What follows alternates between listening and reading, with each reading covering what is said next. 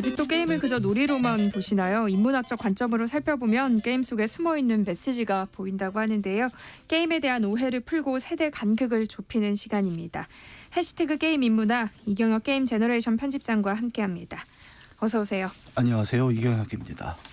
네, 오늘은 어떤 게임 이야기를 해볼까요? 예, 연말에 여러모로 마음 무거운 일들이 많아서 제가 게임이라는 놀이를 이야기하기가 굉장히 마음이 무겁습니다. 네. 근데 뭐 근본적으로 놀이이긴 하지만 요즘의 게임들은 기술이 굉장히 좋아져서 단지 기쁨이나 즐거움만을 다루는 것이 아니라 굉장히 무거운 마음, 살아가면서 겪는 슬픔들도 담을 수 있는 좀 풍부한 매체로 많이 발전을 했어요. 희로애락이라고 하지 않습니까? 그런 여러 가지 감정들을 담을 수 있게 되면서 특히 슬픔, 또 누군가 떠나간 사람에 대한 추모를 담을 수 있는 게임들이 있고, 또 실제로 어떤 게이머들은 게임을 활용해서 떠나간 사람들을 그리워하고 추모하기도 합니다.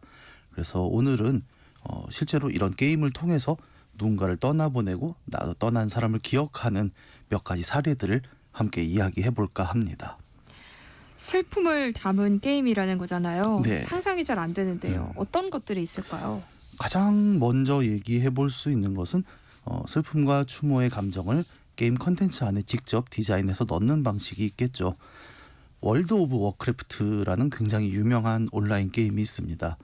2004년에 처음 만들어져서 아마도 세계에서 가장 성공한 온라인 게임으로 많이 거론되는 게임이고요.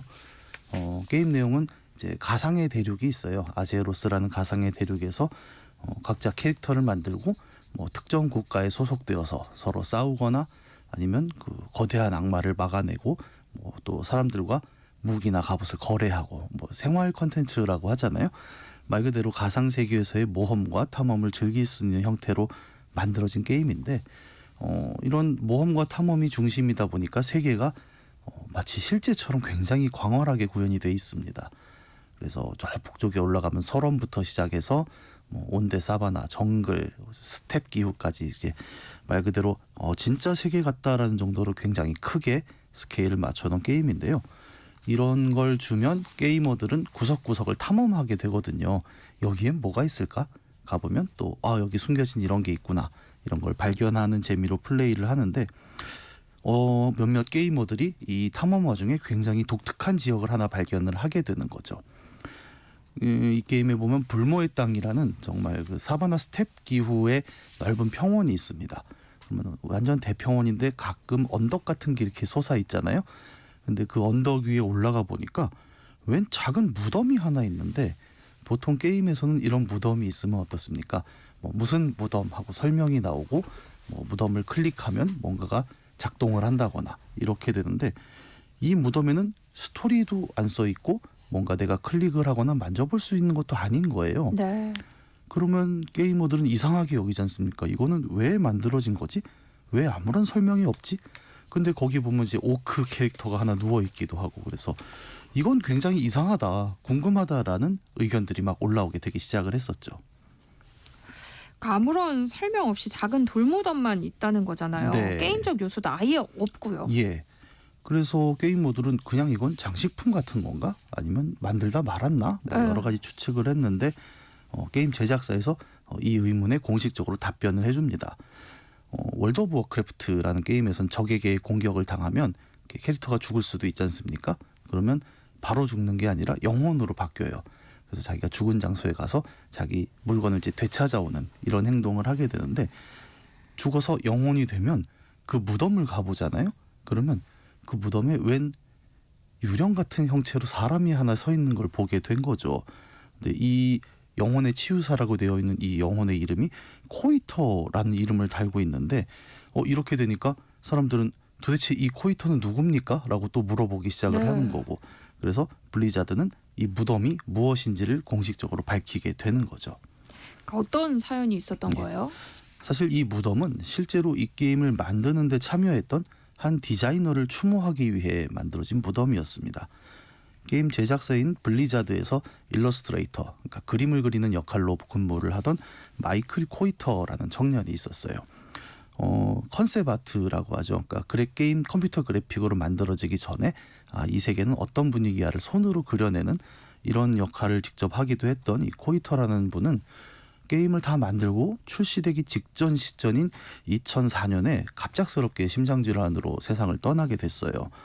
굉장히 젊은 나이에 열정적으로 같이 일했던 이 동료를 오랫동안 기억하고 싶었던 블리자드의 동료들이 그럼 우리가 코이터를 기억할 수 있는 방법은 뭘까를 생각을 했고, 그가 직접 디자인한 공간이 이 불모의 땅이란 세계였던 거죠. 그렇다면 우리가 이 땅에서 가장 전망 좋은 언덕에 코이터의 무덤을 만들어주자 라고 결심을 하게 된 겁니다. 그래서 코이터가 생전에 가장 게임에서 좋아했던 오크 캐릭터의 무덤으로 만들어졌고, 그 무덤 자체는 그의 쌍둥이 형이었고 같이 같은 부서에서 일했던 형이 직접 디자인해 넣게 되었고요. 이 사실이 알려지자 게이머들도 아, 그런 일이 있었구나, 이 세계를 함께 해줘서 고맙다라는 의미로 코이터의 무덤에 함께 참배하는 행렬이 이어지기도 했습니다. 굉장히 의미 있는 장소였네요. 네. 그러니까 자신이 만든 게임 속에 그것도 쌍둥이 형이 디자인을 했다고 하니까 게이머들도 오랫동안 그를 기억할 수 있겠어요. 예, 우리도 떠난 누군가를 기억하기 위해서 이제 묘소라는 형태를 사용하지 않습니까?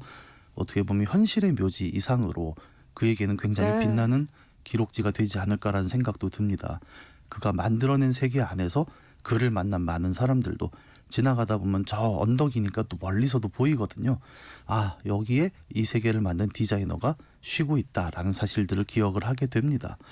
비록 가상세계지만 제작자, 이용자 모두 함께 우리와 함께 이 세계에 있다 떠난 누군가를 추모할 수 있다라는 것은 한편으로는 세상을 떠난 코이터에게는 제작자와 이용자 모두가 갖춰줄 수 있는 최고의 예우는 아니었을까라는 생각도 드네요. 해시태그 게임 인문학, 오늘은요 게임이 떠난 사람들을 기억하는 방법, 게임 속의 추모 방식에 대한 이야기 나눠보고 있는데요. 이경혁 편집장님과 함께하고 있습니다. 앞서서 월드 오브 워크래프트라는 게임이 디자이너를 어떻게 기리고 있는지 이야기해 주셨잖아요. 네. 이것과 비슷한 사례가 혹시 또 있을까요? 예, 앞서 제가 말씀드린 사례는 이제 게임 제작자들이 자신들과 함께했던 동료를 게임 안에서 추모하는 방식이었다고 한다면, 이번에 소개해드릴 사례는 제작자의 의도와는 상관이 없지만 게이머가 스스로 누군가를 게임을 통해 추모했던 사례를 말씀드리고자 합니다. 이건 어떤 게임에서 일어난 일이에요? 이번 게임은 아주 유명한 게임은 아니고 게임의 제목은 랠리 스포츠 챌린지라는 게임입니다. 랠리 스포츠라고 하면 이제 레이싱 게임이라고 부르는 장르가 있는데, 여러 종류의 자동차들을 이제 다양한 코스에서 운전을 하면서 이 코스에서 내가 기록을 3분을 세웠으면 다음에는 조금 더 열심히 해서 2분을 세우고 이제 이런 도전 과제를 달성하는 방식의 자동차 경주 게임들을 레이싱 게임이라고 하는데요. 다 똑같은 레이싱만 할 수는 없다 보니까 이 게임들은 경쟁을 위해서 좀 더 흥미로운 요소, 조금 더 다이나믹하게 운전 경험을 해볼 수 있는 요소들을 계속 추가를 하면서 자신만의 개성을 만들어내는데, 그중에 이제 이 랠리 스포츠 챌린지를 포함한 몇몇 게임에는 고스트라는 기능이 추가되게 됩니다. 고스트라는 건 어떤 기능인가요? 뭐 그냥 보면 무슨 말인지 잘 모르겠지만 네. 혼자 하는 레이싱 게임, 뭐 온라인에서 경쟁을 하는 게 아니면 사실 아무리 혼자 다이나믹하게 내가 레이싱을 한다고 해도 기록 경쟁이란 건 좀 고독하기 마련이잖아요. 뭐 경쟁 상대도 없고. 그래서 이런 지루함을 어떻게 극복할 수 있을까를 넘어서기 위해 게임 제작사는 고스트라는 기능을 추가하게 되는데, 이 고스트는 뭐냐면 제가 예를 들어 이 코스를 4분에 주파하면서 신기록을 냈어요. 그러면 컴퓨터는 내가 그 4분간 운전했던 궤적을 그대로 저장을 해둡니다. 그리고 내가 다음 코스에 똑같이 도전했을 때 내가 기록했던 가장 빠른 코스의 주행 기록 있죠. 거기에 실제로 차를 더 씌워주는 거예요. 그러면 제가 똑같은 코스를 운전을 이제 게임을 시작을 하게 되면 내 최고 기록의 차가 내 앞을 달리게 되는 거죠. 그렇게 되면은 나의 최고 기록과 내가 현장에서 경쟁하는 느낌이 나게 되는 거잖아요. 그러다 보면 뭔가 경쟁심도 더 유발이 되고 내가 내 기록을 한번 깨보겠어라는 마음이 생기면서 조금 더 재미있게 레이싱을 할 수 있게 됩니다. 그러니까 자기 자신의 최고 기록과 경쟁하는 것처럼 네. 새롭게 레이싱을 할 수 있다는 거네요. 네, 아무래도 혼자 하는 것보단 마라톤 같은 경우도 우리가 페이스메이커라고 하잖아요. 함께 뛰면서 경쟁심을 유발할 수 있고, 나의 최고 기록을 그냥 머릿속으로 생각하는 것보다 눈앞에 내 기록의 실제 주행을 보면서 저걸 넘어서려고 하다 보면은 조금 더 긴장감 넘치는 레이싱을 할 수 있지 않습니까? 또 자신의 기록을 뒤에서 보게 되면 아 내가 이 코스를 이렇게 커브를 돌았구나라는 것도 보게 되면서 다음에는 조금 더 잘해보자라는 인사이트도 생기다 보니까 아무래도 실제로 게임을 할 때 좀 더 효용감이 높을 수는 있겠죠. 그럼 이 고스트라는 기능을 통해서 누군가를 추모했다는 거예요? 이게 그러니까 게임 커뮤니티에서는 굉장히 유명했던 사례인데요. 어느 날 미국의 한 유튜버가 이 고스트 기능에 관련한 자신의 일화를 남기면서 크게 회자가 된 바가 있었습니다. 그분의 얘기에 따르면 이제 본인이 4살 정도의 이제 아빠와의 추억을 이야기를 하거든요. 아빠가 처음 집에 엑스박스라는 게임기를 사오신 거예요. 그러면서 아이는 너무 기쁘잖아요. 아빠가 게임기를 사왔다. 그래서 네. 아빠와 함께 게임을 즐겼고 너무나 즐거운 시간을 보낸 걸로 기억을 하는데 그 중에 했던 게임이 아빠와 함께 했던 게임이 이제 랠리 스포츠 챌린지 앞서 말한 그 레이싱 게임이었던 거죠. 그런데 이제 아빠는 몇 년 지나지 않아서 이 유튜버가 6살이 되던 해에 돌아가셨습니다. 네. 그리고 유튜버는 아무래도 아빠랑 같이 하던 게임기다 보니까 이렇게 손이 쉽게 가진 않았던 모양이에요. 그래서 창고에 게임기를 오랫동안 방치를 하고 있다가 한 10년 정도 흐른 뒤에 정리를 하다 그 게임기를 발견을 한 거죠. 그래서 먼지가 수북이 앉은 게임기를 탁탁 털고 그래도 옛날에 내가 이거 재밌게 했는데 하고 한번 TV에 꽂아본 거예요. 그리고 랠리 스포츠 챌린지란 게임을 다시 했을 때 아빠의 흔적을 만나게 됩니다.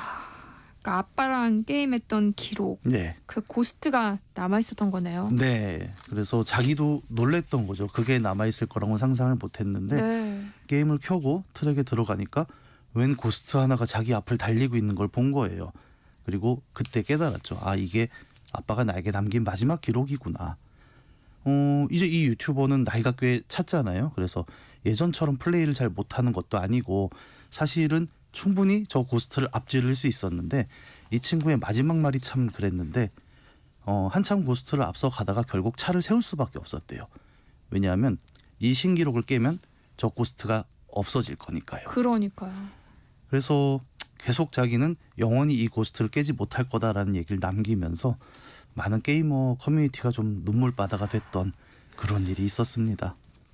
그러니까 잊고 있었던 사랑하는 사람의 기록을 네, 오랜만에 본다는 거는 네. 참 가슴 뭉클한 일일 것 같아요. 예, 저도 이 얘기를 뭐 공중파에서 하는 건 처음인데 그냥 주변 친구들이랑 하다가 이렇게 저도 이렇게 벅차올라서 말을 잘 네. 못할 정도로 그리고 실제로 많은 커뮤니티에서 이 얘기가 되면서 고스트 기능이 있는 많은 게임들 있잖아요. 네. 거기에 가족들이 다 함께 플레이라고 하나씩 남겨놓지 않을래? 라는 그런 움직임도 굉장히 많았습니다. 그러니까 고스트 기능이 있는 게임들이 이건 말고도 많이 있어요. 뭐 레이싱 게임들은 요즘은 많이 지원을 하고 있고요. 네. 또 뭐 뒤에 또 설명을 하겠지만 이제 온라인 게임이 시대가 되다 보니까 누군가의 기록이라는 것이 어딘가에 저장이 되고 그것이 나중에 다시 꺼내지는 그런 순간들이 굉장히 많아서 요즘 많은 게임들은 누군가의 플레이 기록이 남았는데 그게 마치 나와 함께 있는 것 같은 느낌을 주는 경우들이 적지 않죠. 또 이런 비슷한 게임 어떤 게 있나요? 굉장히 이런 기록이 남아서 사람의 흔적을 보게 되고 우리가 그것 때문에 누군가를 추억하게 되는 경우가 많이 있는데 한국에서도 비슷한 사례가 좀 있었습니다.